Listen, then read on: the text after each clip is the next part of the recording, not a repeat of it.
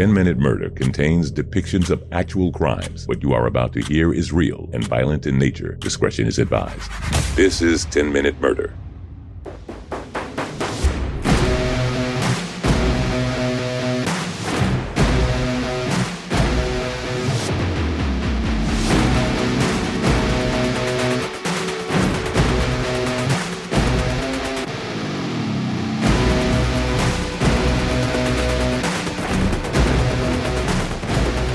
Welcome to 10-Minute Murder, the brief and bingeable true crime podcast. I'm Joe, the host, and apparently it's my first time on a microphone. I started talking before my mouth was close to it. Thanks for being here today, and I know you heard the disclaimer just a second ago, but I need to tell you again, if you've got a queasy tummy, this may not be the episode for you today.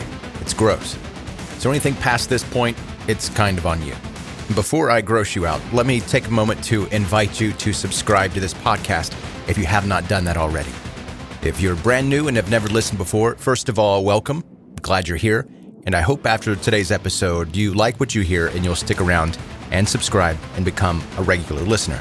And if you're an OG 10-Minute Murder listener, I appreciate you more than words can say. And I hope that you're sharing this podcast with your friends and anyone else that, like us, are weird and we like to hear about weird things. And I've said it before, but do not share this podcast with your friends unless you're sure that they like true crime. I've made that mistake before, talking about serial killers with normal people. It doesn't go well. The story today is about Ricky Kasso, who was also known as the Acid King. The murder happened in 1984, and it was during a time that we now call the Satanic Panic, when grown-ups were freaking out about the type of music people were listening to and the games they were playing. So if you were listening to Black Sabbath or Judas Priest or Ozzy Osbourne, AC/DC, just a huge list of those hard rock bands, or if you were playing Dungeons and Dragons.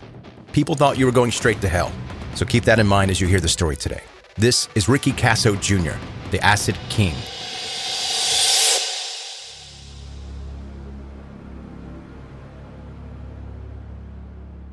In 1984, the 4th of July celebrations took a dark turn when a police dog found a shallow grave in the Aztakea Woods in Northport, New York. In that grave lay the badly mutilated body of 17-year-old Gary Lauwers, wearing a denim vest, running pants, and white undershorts. He also had on a pair of Nikes. He had been stabbed multiple times with numerous dents visible on the bones from the blade of a knife. And they were not just a few stabs, more like 30, maybe 50. And as if that was not enough, Gary's killer also cut his eye out. Luckily, investigators already had a suspect.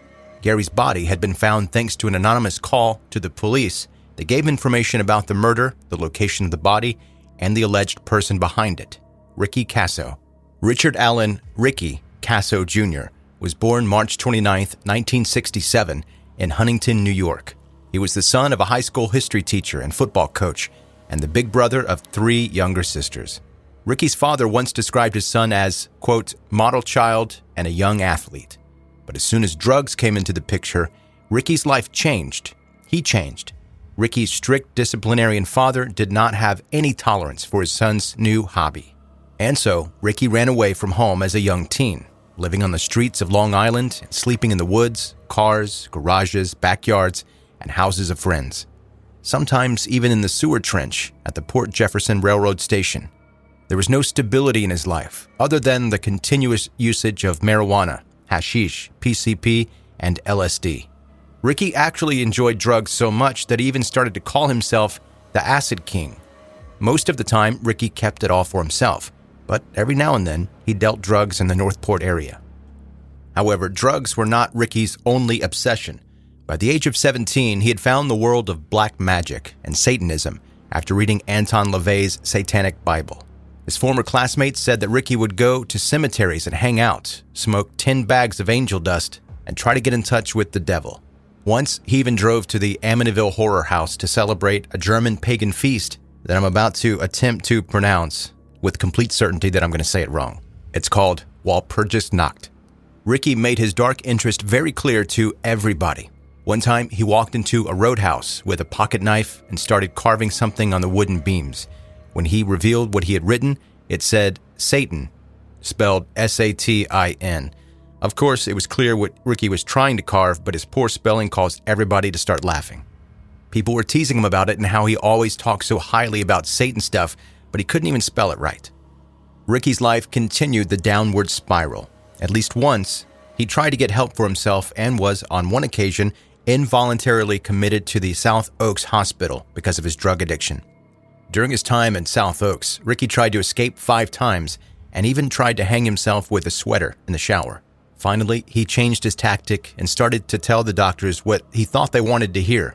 And it worked. Ricky was released in the last week of May 1983. But he didn't have any intention on doing better or quitting drugs. Like Ricky himself said, quote, "Look, I know I'm not going to live past 20, so I'm just going to have fun while I'm here." And he was right. Ricky didn't have many friends, at least not any real ones, but 17-year-old Jimmy Troiano, also called Dracula, was one of the few. He wasn't as dominant as Ricky, but almost every other feature matched. Jimmy was a failure at school and was arrested repeatedly for burglary. He aided Ricky with his drug dealing as much as using their own supply. Another so-called friend was 17-year-old Gary Lauwers, who was more like a peasant following his master everywhere. He was basically a good kid, a little silly with a high spirit, able to go either way in life. But unfortunately, Gary spent time with the wrong people, and he was an easy target. On April 21st, 1984, New Park kids were having a basement party. Ricky was there, and he brought Gary with him. Another thing that Ricky brought? Several bags of angel dust, and on each packet was stamped with red ink, "Sudden Impact," a subtle hint to the user. At the party, Ricky amused himself by playing records of Black Sabbath and Iron Maiden backward while looking for satanic messages. Later, he got high, and then even more high before rolling a large joint. Ricky soon passed out, and then Gary saw his opportunity. He reached into his friend's pocket and snatched 10 bags of angel dust. Gary left the party thinking he'd never get caught. The following day was Easter Sunday. Gary woke up, got dressed, and stepped out of his apartment. He didn't get very far because Ricky was waiting there for him in the parking lot. When confronted, Gary made little effort to hide his guilt. Ricky took the 5 remaining bags of angel dust that he found in Gary's pockets and told Gary he had 2 weeks to pay him back. Meanwhile, Ricky engaged in other hobbies and activities, just different things he liked to do, like grave robbing, because why not? He was caught and arrested, and police officers found in his pocket a list of demons. And Ricky seemed to enjoy the process of explaining to officers about the rankings and hell.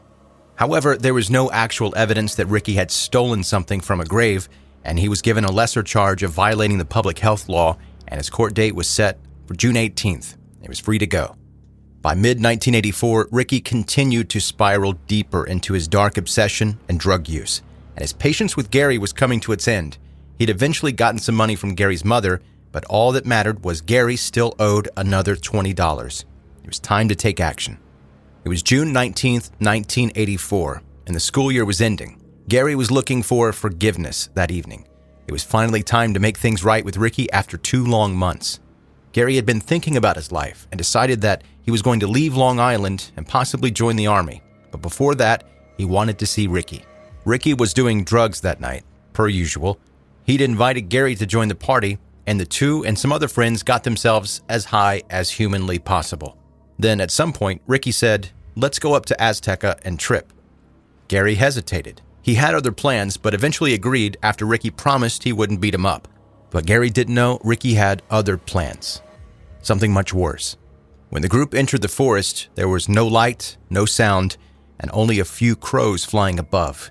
Then, according to Jimmy, aka Dracula, Ricky lit a campfire and demanded Gary remove his clothes and donate them to the fire. When Gary said no, Ricky attacked him.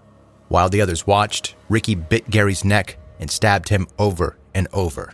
While continuing to stab him, Ricky shouted at Gary, trying to force him to say that he loved Satan. He refused. With his last breath, he cried out, "I love you, Mom," before he went silent. While Jimmy Dracula denied that he helped Ricky to kill Gary, he later admitted that he helped move Gary's body further into the woods. When they found a suitable place, Ricky bent over the body and began chanting something about Satan. Thinking he saw Gary's head moving, Ricky started repeatedly stabbing him in the face before leaving the forest. The whole time, Ricky was laughing. Of course, being the huge hunk of garbage that he is, Ricky couldn't shut up about what he had done. He told multiple classmates and other friends about Gary's gruesome death and even took several down to see the body. Not before long, a phone call was made. Sunday, July 1st, 1984, 4:45 p.m. A call stated, "There is a body in the woods behind Gunther's tap room." A few days later, Gary's body was found. The police the following day arrested both Ricky and Jimmy, who were found passed out in a car. People all over Long Island were shocked that teenagers had committed such a crime. The murder was a media sensation, being during the time of satanic panic, with links to the satanic cults being made left and right. Even the investigators went along with the cult theory. However, not a single other cult member was ever found, and many stories were eventually proven false. Finally, people had to accept the fact that a single individual can be evil and act on his own and commit such a brutal crime all by himself. Often, even if there's just a tiny bit of something pointing to satanic activity, everything else gets forgotten and the media gets absolutely crazy.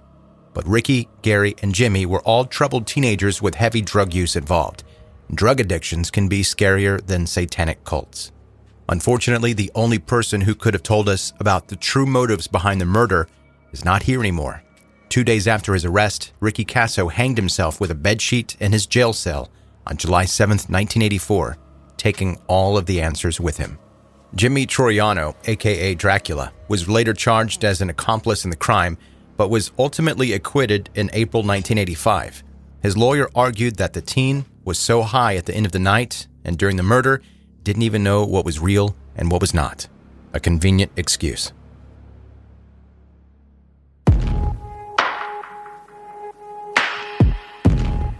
And that's today's 10-Minute Murder, the brief and bingeable true crime podcast. Thanks for listening today. And if you listen on Apple Podcasts, and you would like to do me a quick favor as my dog tries to destroy everything that's underneath my feet, stop it. If you could do me a huge favor, I would really appreciate it. It helps out the podcast a lot when I receive 5-star ratings and reviews. If you listen on Apple Podcasts, that's the only place that I know of that you can do it. That's super strange to me, by the way, that's the only place you can really leave reviews. But a 5-star rating and review helps out a lot, and it makes this podcast show up to more people that could be interested in brief true crime stories like this one. Connect with 10-Minute Murder on Facebook and Instagram. There you'll see all of the visuals that go along with the stories that you hear about here. I don't post crime scene photos that are gross or anything like that. I don't want to see that myself, and I just assume that you don't. And if you do, you can Google it and find it yourself. But that's not the kind of stuff that I'm going to post. You can find links to that in the show notes of this episode, or just as easily go to Facebook or Instagram and in the search bar type 10-Minute Murder and it'll pop right up. Thank you for listening. Have a good night. Would you stop sniffing everything and get out from under?